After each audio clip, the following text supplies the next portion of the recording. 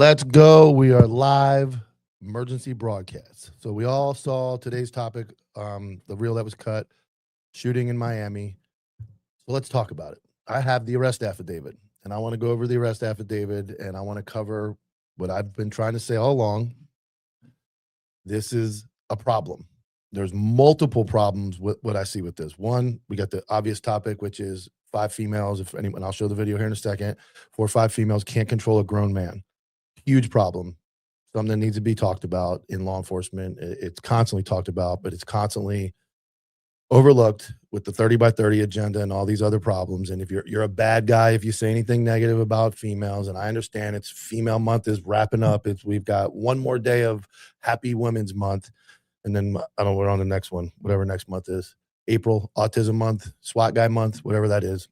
So that's one problem. Problem number 2 is this isn't in the mainstream media. We've only seen a snippet, clip it, but I have the PC affidavit. Yes, sir. I have connections. I got friends in low places. So what we see here is the other problem is it's not in the mainstream media. There's people that say, oh, we saw the beginning of the video, the tasing. I didn't know she shot him. I'm trying to be, I try to be a down the middle as type guy as I can. I know I wear a war hat. I say some crazy things, but my takes are different than most people. I try to go with not go with the flow, but go with my own common sense when it comes to law enforcement application, common sense, whatever. I'll say it again. I said it in the reel posted today. If the demographics of this encounter were different, it would be national news. It would be bigger than the Iran situation right now. It would be everywhere. It's not. That's a problem. And I'm not saying that because I'm not saying that because I want to think white cops should be shooting black guys. Not what I'm saying. If we're gonna, here's the thing. If we're gonna say cops, women want to be equal. We're all equal across the board. Fine. Then let's take the gender of the cop out of every shooting. Let's take the sex of the cop out of every shooting, and let's apply that across the board, right? So from now on, I don't care who shows up to the scene. They are a cop. When a cop gets to the scene, the cop should be able to handle themselves. So it shouldn't be, well, there was 3 females and then this happened, or there were 1 male and then this happened, or the guy, it was a white male cop and a black male. Let's take all that out of it. If that's the case, let's solve all the problems and just take it out of it. A cop is a cop is a cop. And when you do that, there has to be a standard for a cop. Then get rid of the women's leadership class and the women's movement and the 30 by 30. It's all irrelevant. We're all cops, right? We're all cops. If this, I'm going to say it again. I said it on Anti here. I'm going to play the video. If this incident occurred on video and it was a black male and he was shot in any way, shape, or form by a white individual, 5 female white cops, 5 male white cops, 1 white male cop, 27 female cops. If this was any other way, this would be national news. And that's a problem. If we're going to hold standards and we're going to call things how it is, they have to be called like that all the way across the board. We have to say, that's it. Cop is a cop is a cop. It's not, well, they're female and they're just a little different and they're not as strong. That's my point. They don't get a pass on this, and then you just don't get a pass. So I don't have all the information. All I have is what you guys saw. So let me roll scene. We'll roll the video of the encounter, and then we'll go from there. Don't take me, bro.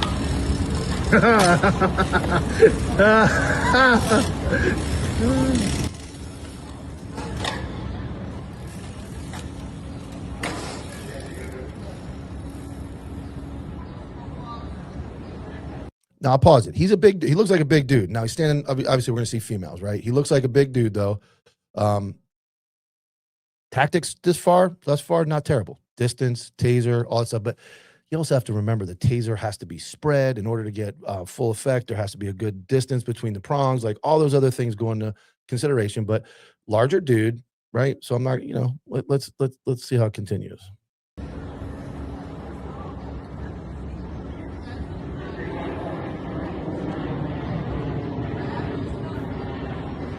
We're moving around here again. Here we see a female moving around.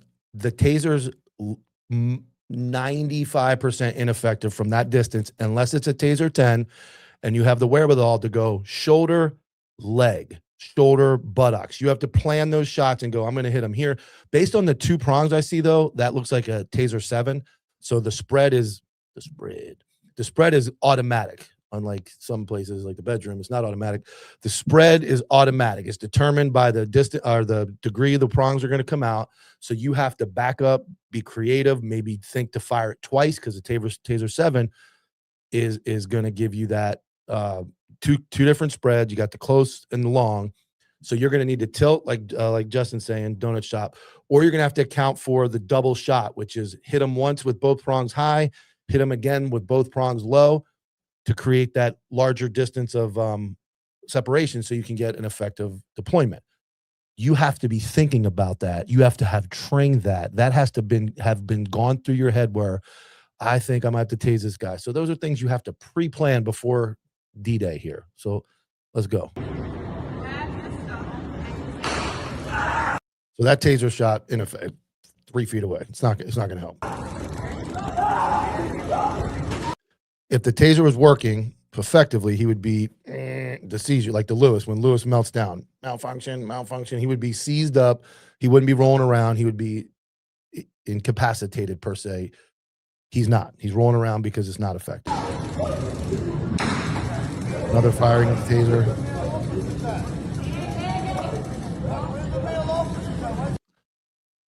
I ain't seen this one. So what you're about to see is a fiddle fucking with pepper spray.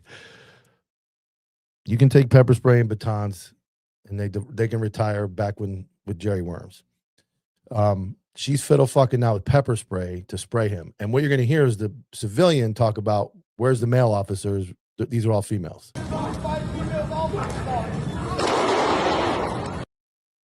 And then the gunshots. Gunshots ring out. Let's go back a little bit because I was running my mouth. Let's watch that again in real time. Taser. Pepper spray. Now, this is important for the arrest affidavit because we're going to get to it. Now, and I'm also going to say this is a very narrow view. Cameraman got fired here. Cameraman stopped doing his job. Sounded like 2 shots, 1 shot.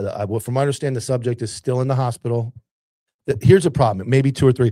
I don't want to get into the details because the taser sounds a lot like the gun in this call. The pop is very similar. Could have been 3, 2.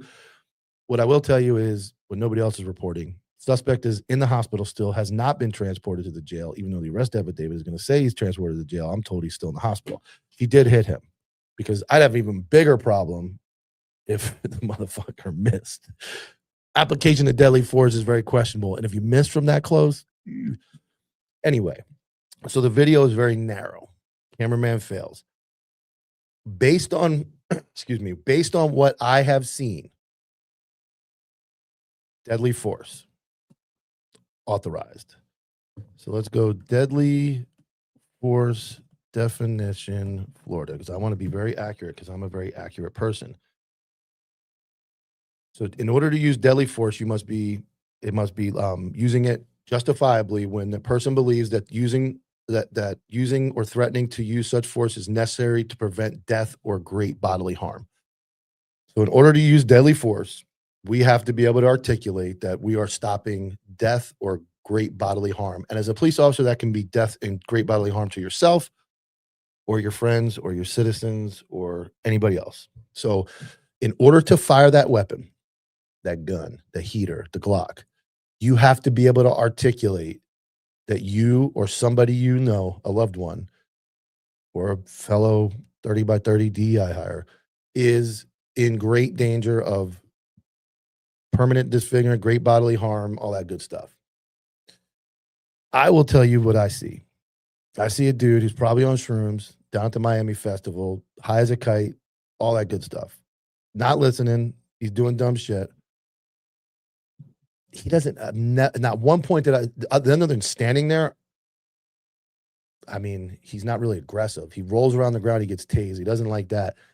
I see him like he's trying to get away. Like he just got zapped. The pepper spray's coming. Let me get out of here.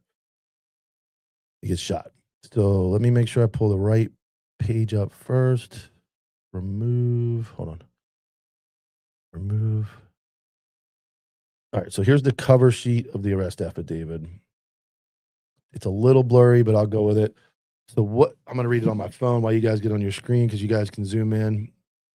That is what he was. So he's charged with, and I guess some stuff happened inside before we got there. He is charged with felony 1, battery, aggravated battery on a police officer with a weapon, and then it's abbreviated in the way they write it, but something to do with grave bodily harm. It's a first-degree felony he's charged with.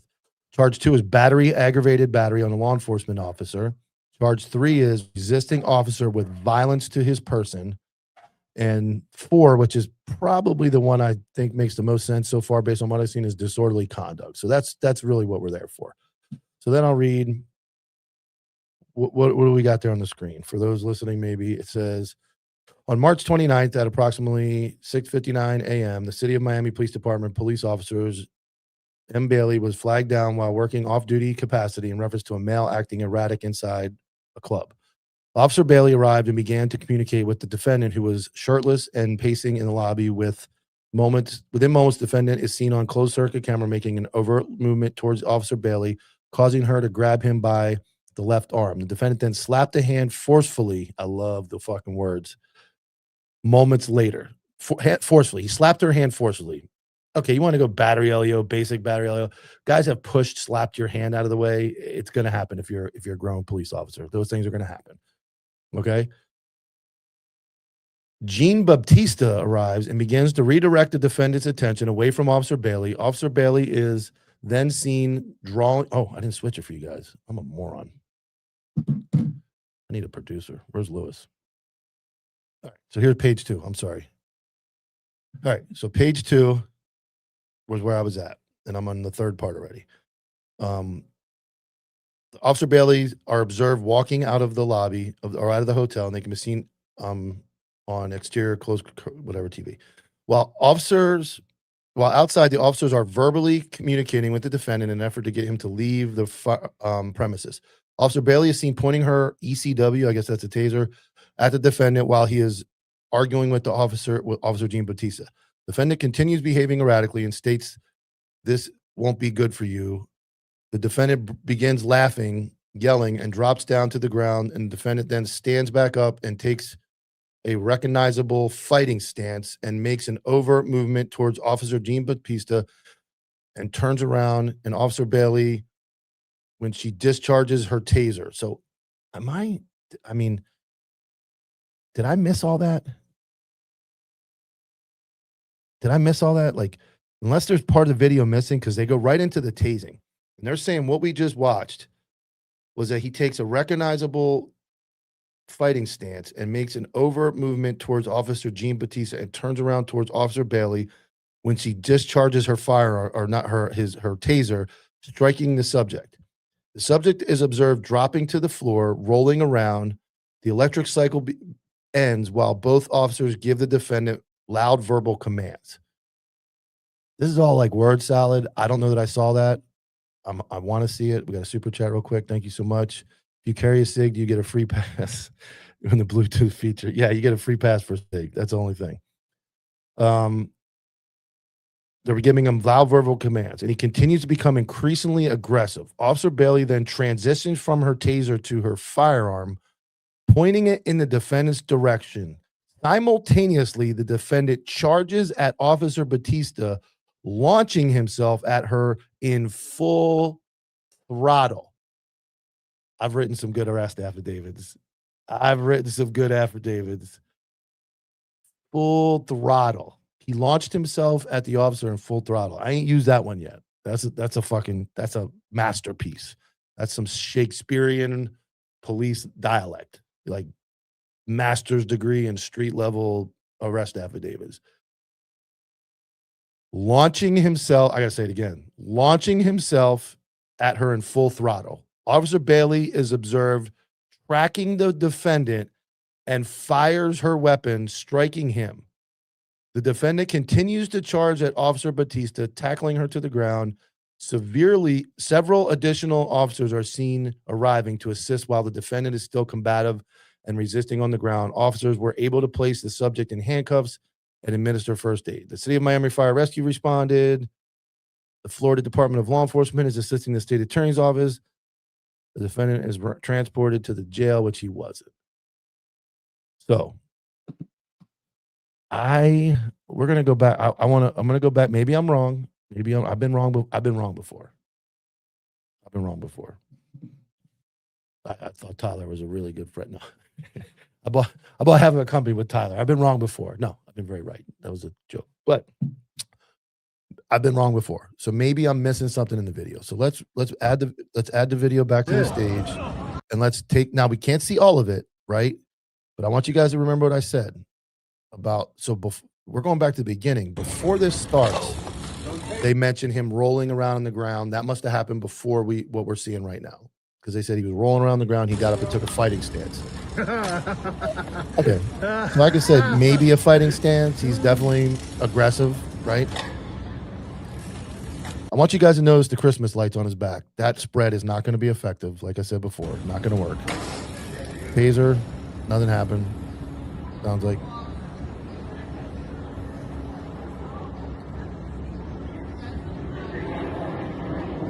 Okay, so we don't have him on the ground yet. It sounded like they might have tased him or tried that pop. So if that's the part, so Justin, if that's the part where they're saying he aggressively got on the ground, rolled around, he's fucking tased. So yeah, he's on the ground, rolling around. There's another taser deployment, not working. At this point, it looks like he's by himself over there. There's really nobody else around. He's kind of tucked into whatever that little area is. Now we're going pepper spray. We're really getting serious now. So this is the part. Now, if this is the part, this is what I'm saying. This is where words matter. If this is the part, so he's giving verbal command. If this is the aggressive launching, I gotta look. You guys gotta look at me face to face. If this is the aggressive launching that they're describing in that arrest affidavit, I should have killed about 50 people, maybe more, because that dude is tased and pepper sprayed, and he's trying to get the fuck out of Dodge. He don't like none of it. I don't care what mushrooms he's on. Obviously, at this point, his trip is over. He's not having a great day. My opinion. I'm just a moron. I'm just a job is dead guy. I'm the fucking moron. That's all I am. Nobody important. But if this is launching himself in an aggressive manner, I don't want to be tased. I don't want to be pepper sprayed. I'm getting the fuck out of here. That's what I see. Maybe I'm wrong. I've been wrong before. Yeah, that's got to be it. So let's go back, and we're going to get to right here. So we're going to go right to, he gets up, he's been tased and pepper sprayed. And I want you guys to watch. I'm going to read that again. The defendant then quickly stands up and continues to become increasingly aggressive. This is all, that sentence is all right now. So he stood up, continued to become increasingly aggressive. So she then, dude, there's not enough time for all this to unfold in their brains, but think about this. He stands up, becomes increasingly aggressive, and she decides to transition to her firearm at that point. The defendant charges at Officer Jean Baptista, launching himself at her in full throttle. This is what you're about. This is launching himself at her in full throttle. Let's back it up. And Oh, shit. And this is where, listen, the words matter. Words matter. Okay? Even Buddy said, oh, shit, right? The defendant continues to charge at Officer Bailey, tackling her to the ground. Okay, so let's go back. Now, we do lose the scene for a second. He's running forward. Okay, she's on the ground. I give him that. But they're saying he tackled her to the ground. So she's down. Maybe that's her big old butt and legs and all that butt. And now, okay, so here we are. He's on the ground. Another girl standing there. And then from there, it says, the defendant continues to charge at Officer Jean Baptista, tackling her to the ground. Several additional officers are then seen arriving to assist while the defendant is still combative and resisting on the ground. So let's look at that. Combative. I want everybody to Google combative. Combative. Remember this word. He's combative and continuing to resist. He's definitely continuing to resist. He's not cooperating. I ain't seen anybody that calm when they're being combative. Where's the male officers at? Buddy's like, look, we got 5 females, cuzzo. Here we go. Got another one. Oh, we got a male finally, no vest. So where words matter is they describe this man's behavior as combative. Launching full throttle, aggressive, combative. What part is true and what part is not? If we're to believe this is combative, and this is their definition of combative, the whole affidavit seems garbage to me because I don't see any combative male. If you call that combative, you've never been in a real fight. He said 5 female officers have been dealing with him for 15 minutes. And what's the old saying from all the 30 by 30s? I don't have to use force because my male friends will get there. Well, apparently 15 minutes went by and none of the male friends got there. But look at this. My favorite part of the video. Look at the dude in the white shirt. He comes dragging the taser back like it's a fish on the end of a fucking fishing pole. Like, hey, y'all, don't forget your fish. Watch this guy with the white shirt. There's your taser, Frey. There's your taser. I'm just going to lay that right there, and I'm out of here. Good guy, right?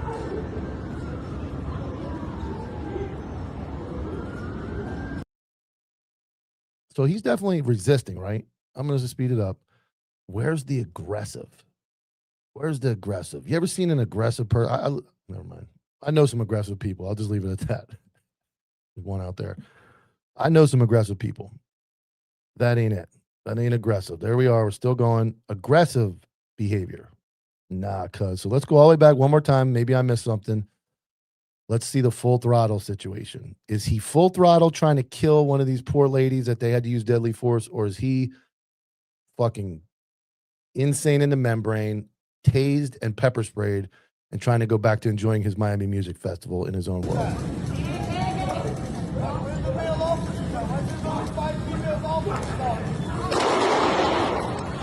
Oh, shit.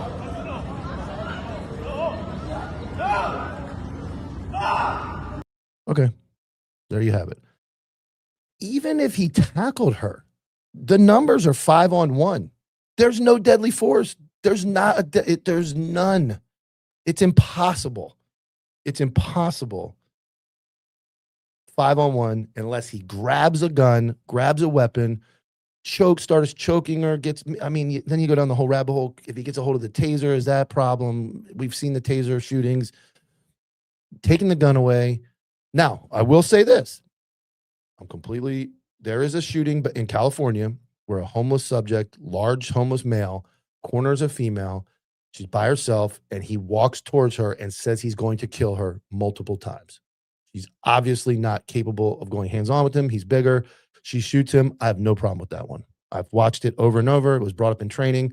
There are certain circumstances where if a 7-foot, 390-pound dude comes at me and says, I'm going to kill you, and he has me cornered, I don't care what I've trained. I don't care what I've done in the ring. I'm 5'11", 205. There is impossible circumstances that I cannot overcome in that situation. I think I'm going to be justified to shoot him if he comes after me and says he's going to kill me and he's making movements towards me. I think I can say, hey, this guy's a little too big for me. There are situations. Then there's the argument that they're all too small, but there are small men. So there are situations where justifiable deadly force can occur for an unarmed subject. I don't know that can happen 5-on-1. If we're going cops across the board, not females, not men. Headline. Ready? Headline. Breaking news. Unarmed, average size male shot by 5 cops. Well, shot by a cop during an encounter with 5 officers. Ain't nobody buying it. Nobody is going to believe, like, what? Huh? Nobody's going to be okay with that. Then you throw in 5 black female officers. I guess it makes it okay. 5 females in general. I still don't think it's okay. I don't know what we're doing. I don't know what we're doing.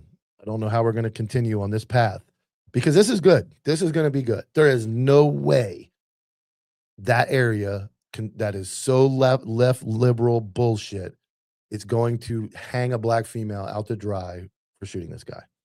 It's not going to happen. There's already one that happened down there. Female shot a guy, unarmed guy, a couple years ago. Black female shot an unarmed guy on a bridge down in that area, and she was fine.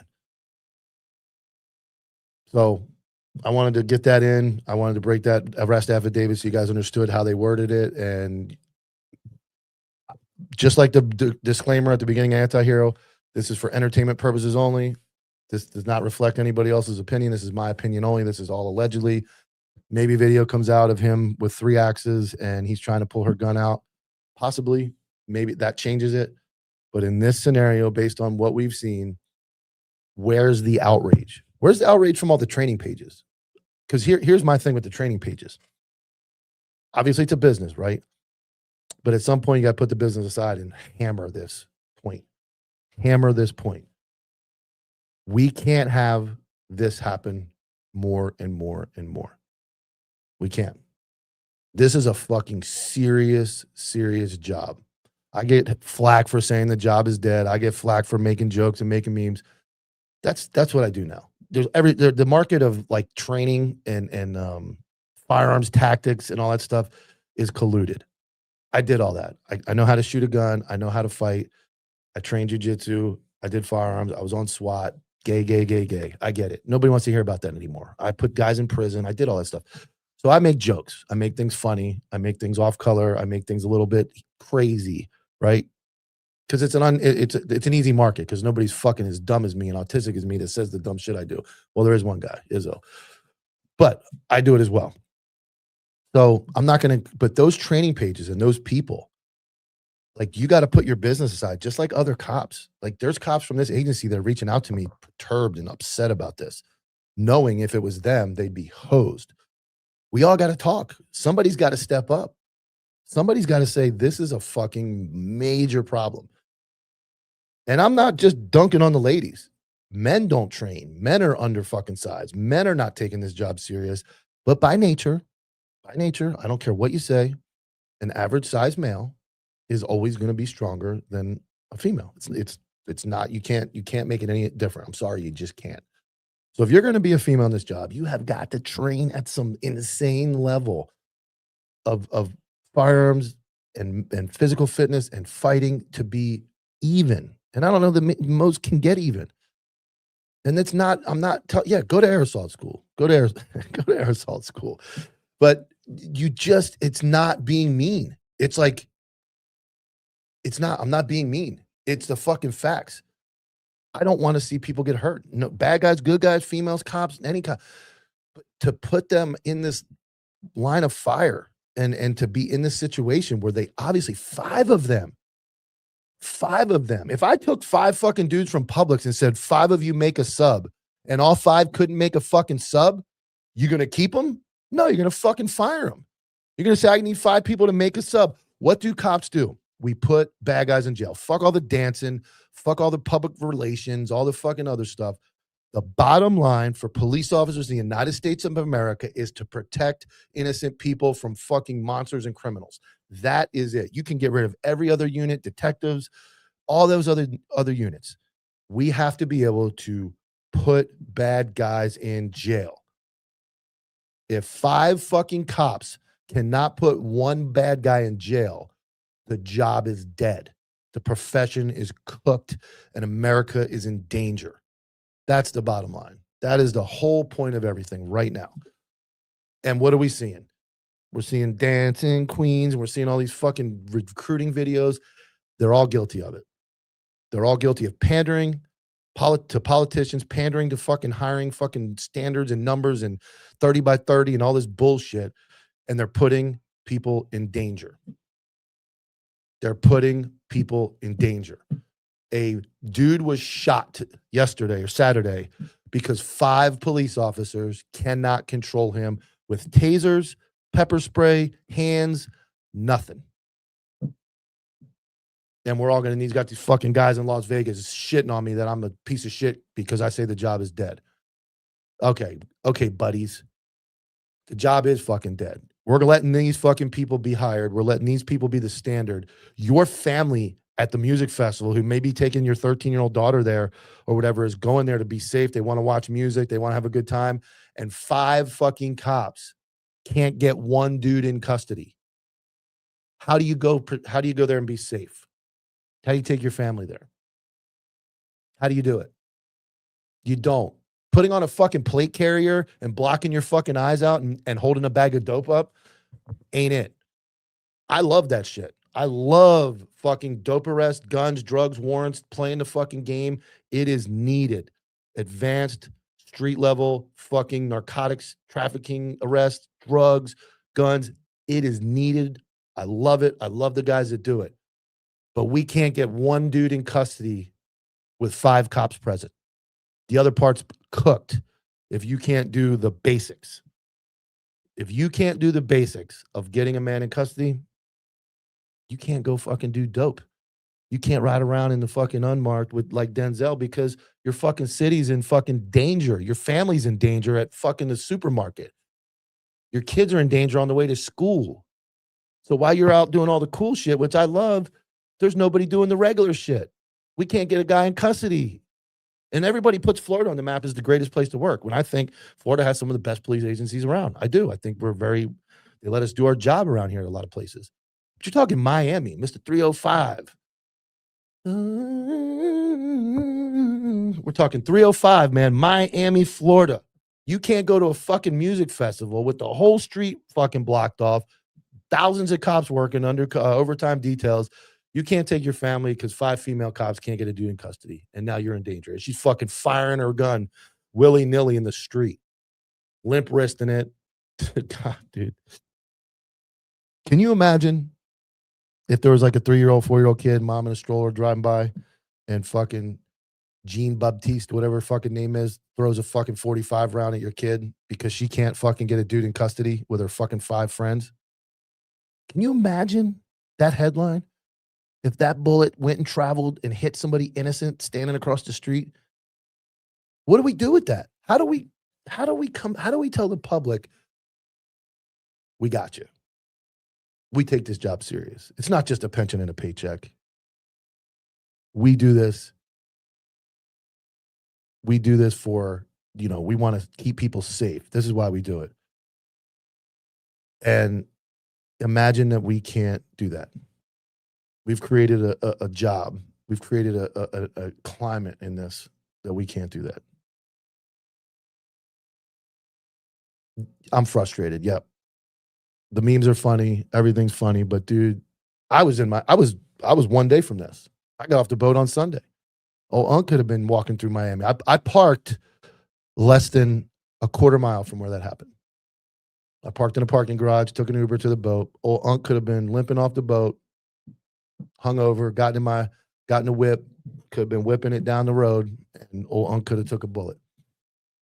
Because these chicks can't get a dude in custody.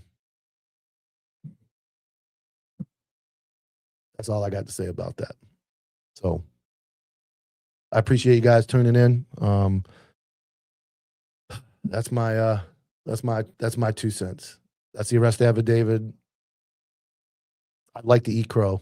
Hopefully he had a fucking weapons of mass destruction in his pocket that they needed to shoot him, and I'm all wrong. Maybe something else happened. But it frustrates me, man. It frustrates me. And you know what really frustrates me the most about this whole women thing? I watch my wife work her fucking, I was gonna say dick off, but that's already gone. I watch my wife work her ass off to do this job. And I know what it takes. I know what it looks like for a female to get to the level of being able to do it. And it's not easy. It's not easy. It's hard. She works 10 times harder than I would have to work.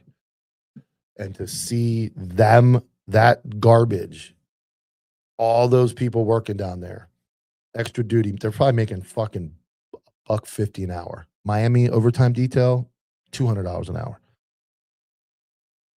To do what? They're paying them fucking probably. I bet they're making $200 an hour. I bet they're making all that money. They're just there to fucking suck up the fucking overtime. None of them train. None of them fight. None of them go to the gym. None of them shoot their firearm correctly. They're just, as Steve Lavender says, and I used to get mad when he said it in my old podcast and stuff, for a pension and a paycheck. It's cool. They're putting on a badge every day. They're making their money. They're collecting a pension at some point, and they can't even get a grown man in custody with 5 people. The job is dead. That's all I got to say about that. I love cops. I love what you guys do. I love supporting you. The guys who take this job serious and work their ass off and do the right thing. You are the backbone. You are what's keeping this country afloat. You are the difference between good and evil. You're the sheepdogs that do the, what is it? You hunt the evil we don't know exists. You guys do. You guys really do. You guys are the greatest. And yeah, Kenny's got to say that. That's all I'm going to say. He can't say anything different. And I would like to see what Kenny has to say about this. I would invite him to see what he has to say about this, because they'll spin it some isolated incident. No, that's all over. You just don't see it every day. The job is dead. We'll talk about that in South Carolina. I have no problem having that conversation while I'm up there in Myrtle Beach. We'll be in Myrtle Beach for Justice X put on by Kenny and his company, April 21st, 22nd, 23rd, and 24th in Myrtle Beach. I appreciate you guys tuning in. Please, if you're on the Counterculture Network, right after my show ends in about 10 minutes, Counterculture Sports with K9 will be on. Great show on counterculture. Does a great job breaking down this week's sports, everything that's going on. But I appreciate all of you guys tuning in. I appreciate you guys supporting Anti-Hero broadcast, Counterculture, Copville. I do. And I appreciate all the Patreon OGs and everybody that supports the Patreon. Please follow, like, check us out. And that's what I got to say. The job is